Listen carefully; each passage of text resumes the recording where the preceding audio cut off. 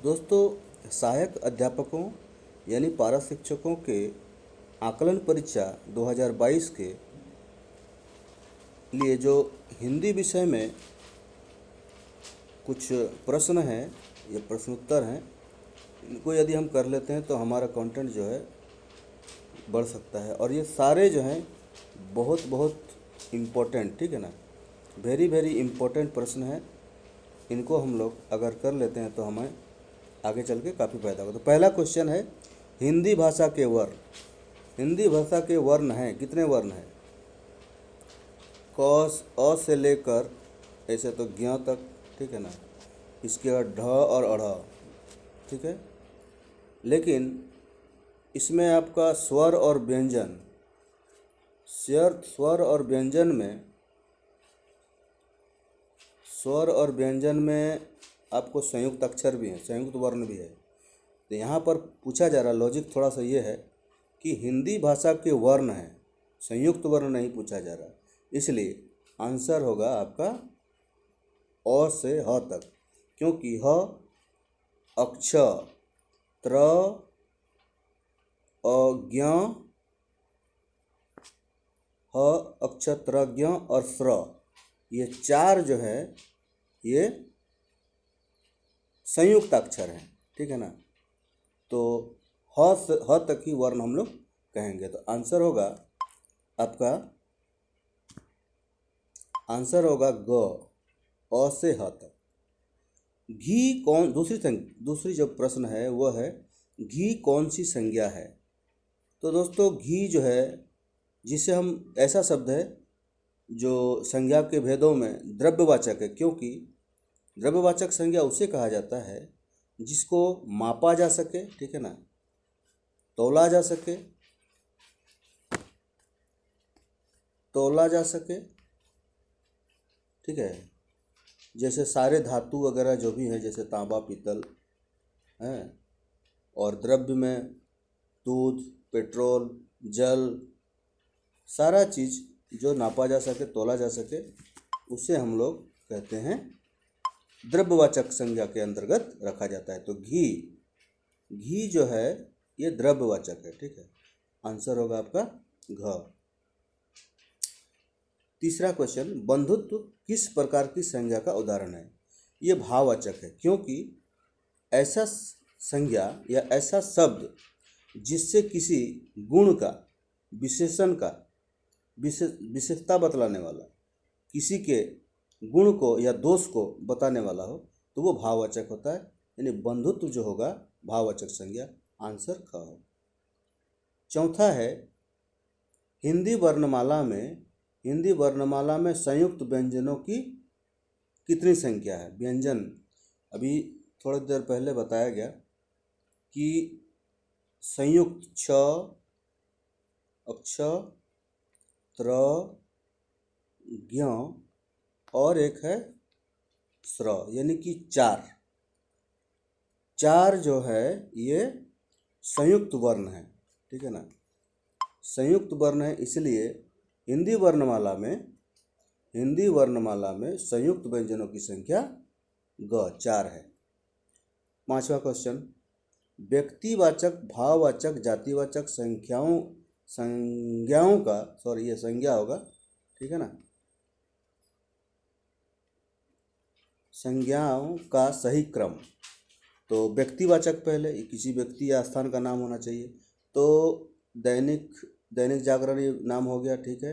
भाववाचक में ये हो गया आपका धुलाई, ठीक है, धुलाई होगा।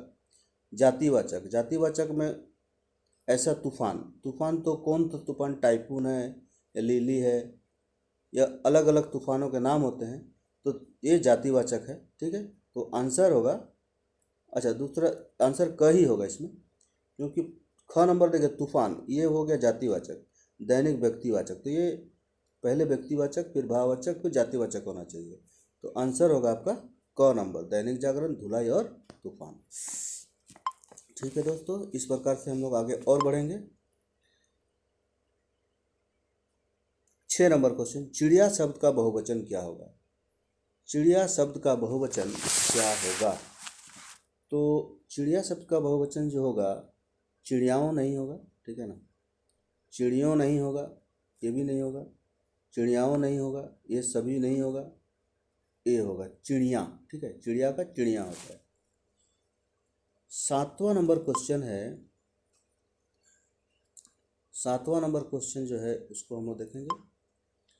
आज के 7वां नंबर क्वेश्चन है, आज के संचार माध्यमों में हिंदी भाषा के किस रूप का प्रयोग होता है? आम फहम का मतलब होता है, इसमें 4 जो विकल्प दिए गए हैं उनमें से आम फहम नहीं होगा, क्योंकि आम फहम कुछ आम भाषा को जो बोला जाता है उसको हम लोग रखते हैं, ठीक है ना। पश्चिमी भाषा जैसे गुजरात, राजस्थान वगैरह में जो बोली जाती है, मध्य प्रदेश के पश्चिमी भाग में, वो पश्चिमी भाषा होती है, ठीक है ना। हिंदी में ही अंतर है, टकसाली ये नहीं, तो ये होगा आंसर मानक भाषा, ठीक है ना। तो आपका ये मानक भाषा होगा। उसके बाद है 8वां नंबर, कहता है कि अंग का उच्चारण स्थान कहाँ है? अंग का उच्चारण स्थान कहाँ है? इसमें देखिए आपको क जो होगा, इसमें आपको क नहीं दिया, ऑप्शन छूट गया है, नासिक की होगा, ठीक है ना, नासिक। तो आंसर होगा आपका नासिक। यहाँ पर होना चाहिए था, यहाँ पर होना चाहिए था आपको क नंबर में होना चाहिए था नासिक, ठीक है, नासिक। तो आंसर होगा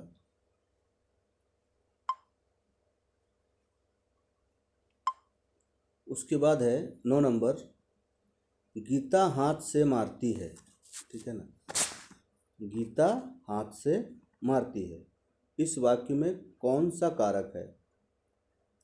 तो इसमें से, कर्ता ने कर्म को, ठीक है ना, ये कारक जब पढ़िएगा, कर्ता ने कर्म को, इसी तरह करण से होगा, ठीक है ना, क्या होगा? करण से। तो करण, इसका जो कारक चिन्ह है से है, ठीक है। 10 नंबर, 10 नंबर है, निर्गुण का संधि विच्छेद क्या है? निर्गुण का संधि विच्छेद, ये विसर्ग संधि है, तो ये निर्गुण क नंबर आंसर होगा। उज्ज्वल का संधि विच्छेद क्या है? देखिए जो भी ज है, ठीक है ना, आधा ज है, तो ये उत जोड़ जल होगा, ठीक है, उत जोड़ जल। तो आंसर होगा आपका उत जोड़ ज्वल, ठीक है, आंसर घ।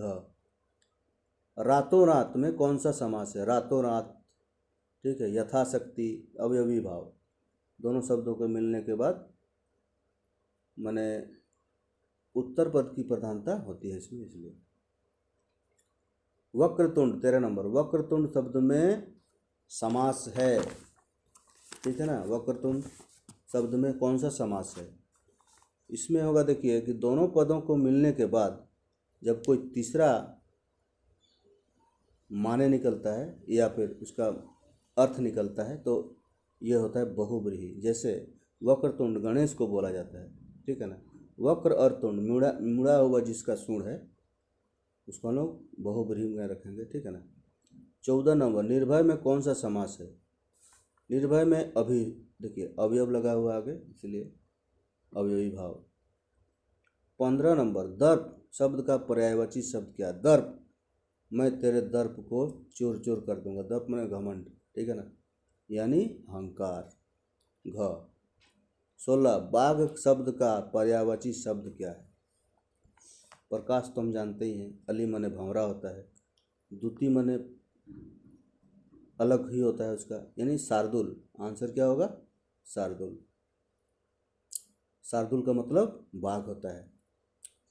17 नंबर, किरण शब्द की पर्यायवाची शब्द क्या है? मनोज नहीं होगा, कामदेव नहीं होगा, अंशु होता है, रवि बने सूर्य होता है, ठीक है। 18 नंबर, अगम किस शब्द का विलोम है? अगम यानी सुगम, अगम सुगम बोलते हैं ना, तो ये क नंबर आंसर होगा। उसके बाद आते हैं, उसके बाद अगर देखेंगे 19 नंबर क्वेश्चन को कि अमर शब्द का विलोम क्या है।